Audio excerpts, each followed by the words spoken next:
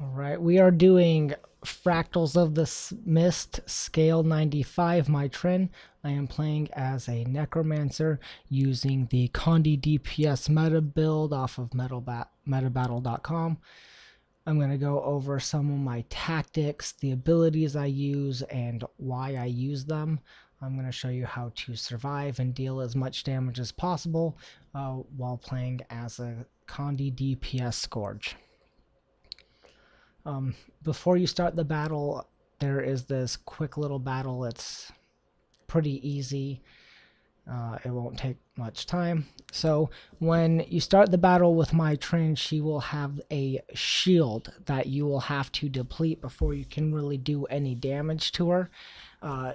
You have to get her into the bomb blasts to deplete her shield. At the beginning of the level, there's a Mistlock Singularity that will help you stay alive. During the battle, the abilities that I am using, I will be bringing in spectral armor for this battle. Being a Necromancer, Mai Trin can take you out in a few hits. Once she has you targeted, she can take you down pretty quick. So as soon as she attacks me, I will use spectral armor to stay alive. I am using the Scepter and Torch and Scepter Dagger. The tactic here is to get her inside the bomb blasts. As you saw, whenever she is inside one of Horik's bomb blasts, she will lose a stack of shield. The more stacks of shield that gets depleted, the more damage you will be doing to her. So it is important to make sure that you are getting her in those bomb blasts. Also, when she has you targeted, that is when you need to try to go into the bomb blast to get her to follow you. And that is why I brought spectral armor, so I can sustain damage when she attacks me. So some of the other abilities that I use during this battle is the Flesh Golem. Flesh Golem is good for constant DPS. He's always attacking. He is also good for breaking Mai Trin's bar, the blue bar up top. I have two other abilities that are used to break her bar, and that is the F4 ability, Garish Pillar, and as well as the Torch ability, Oppressive Collapse. That is the number 5 ability. I go out of the normal rotation for the Condi DPS build by I focus on breaking her bar, staying alive, but I do try to do as much of the rotation as I can as possible. I do have a few Condi cleanse abilities, so when I'm using some of my abilities that cause conditions, or Mai Trin starts stacking you with conditions, there is the dagger ability, Deathly Swarm.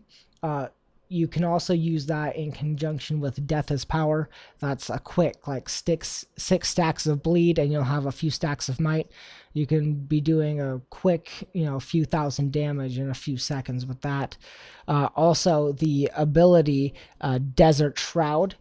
If you have the skill Plague Sending, when you use your F5 ability, it also does a condition transfer.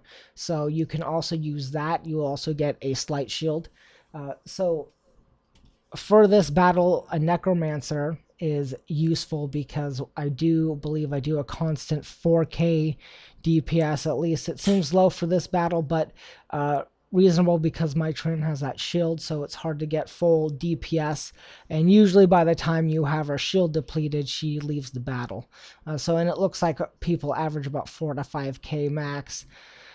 But a Necromancer also adds utility in small shields. Whenever I use my Sand Flare ability, it gives the rest of the allies a small shield. That way they don't take damage. I also do have Epidemic, as you saw earlier, when there were add-ons from Horik. Epidemic takes out the smaller enemies really quickly. So Necromancers are useful in this battle as they can quickly take out the extra adds, deal constant DPS, and provide shield for the allies. Some of the abilities could have been swapped out. I guess Blood is power. You could have switched that out for like one of the pets, such as the Shadow Fiend. Blood is power in this battle is a little bit tricky because you have to wait until Mai Trin loses enough shield for it to even be useful. Otherwise, you're just stacking conditions on yourself and doing nothing. Spectral armor, you might not need spectral armor. I do bring it because in pick-me-up groups, you never know what your team's going to be like. And just staying alive for this battle is definitely more important than getting max DPS. She will die quickly regardless. Epidemic is a must for this battle, as it will take out the adds pretty quickly. So some of the other abilities the Necromancer has is the Sand Cascade. It is an ability. It is the F2 that also gives your allies that are standing in your shades a slight shield. It's a very small one, but it still adds to your teammates staying alive longer. And then I just use my standard dagger and torch abilities. The Grasping Dead, that does a 3 stacks of bleed right away. There's also Enfeebling Blood, which does 2 stacks of bleed. These I just use as, for extra DPS when I'm waiting on other cooldowns.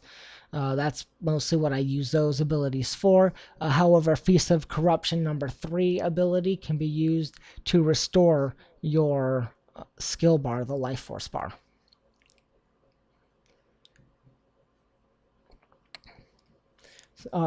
In this battle, once Mai Trin leaves battle and comes back in, you'll have these constant bomb blasts that you'll have to try to dodge. They will constantly be there the rest of the match. You just have to make sure you avoid them. They come in all directions. They're not too complicated to dodge, but if you don't know they're there, they will get you and you'll die. And then your group will dislike you. This battle is one of the battles where it is a little bit more challenging. People are going to die from time to time on this, so it is important to try to revive your allies quickly in this battle. If they die, it will progressively become more challenging, so it is important to be a team player and keep your allies alive in this if they go down. And the quicker the better. As soon as they get trapped in the bomb blasts, they will pretty much be down from there.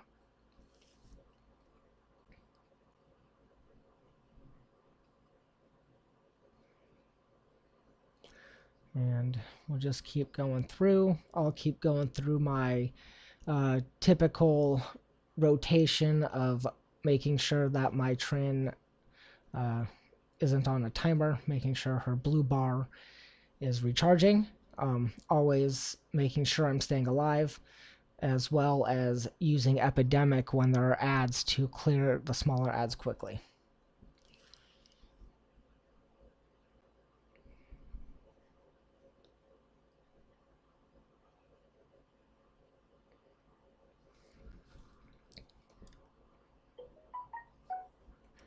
During the battle, you will see Mai Trin will target someone or you, and you will know that you're being targeted because you will have a little purple like diamond above your head. When you have that purple diamond above your head, that's when Mai Trin has you targeted, and as a Necromancer, that would be a good time to activate Spectral Armor and try to herd Mai Trin into Horrocks Bomb Blasts to eliminate her shield.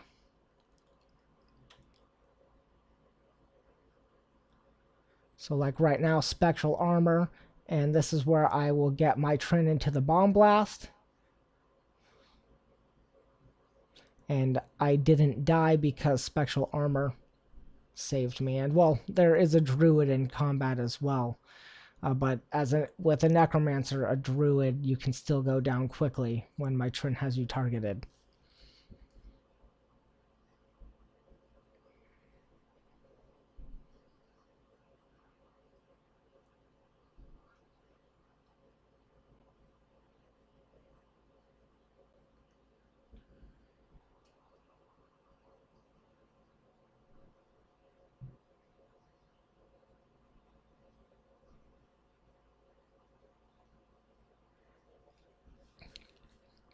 And so a tactic I usually use with epidemic, I like to try to target an enemy that has at least a silver ring around it. They can take quite a bit more damage and live a little bit longer.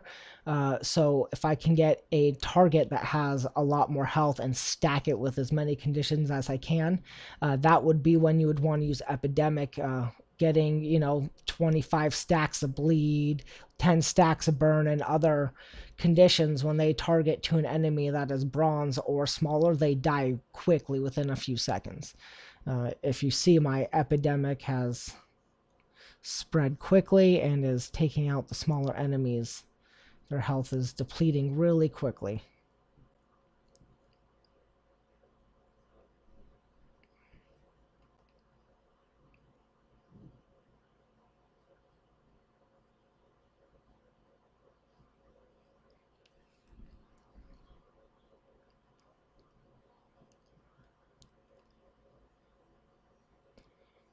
And here we'll just keep going through the rotation.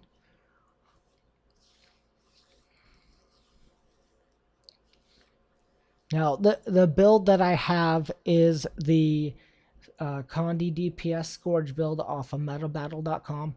The only difference is that during one of the most recent updates, the new build requests for 9 Spiteful Agony infusions.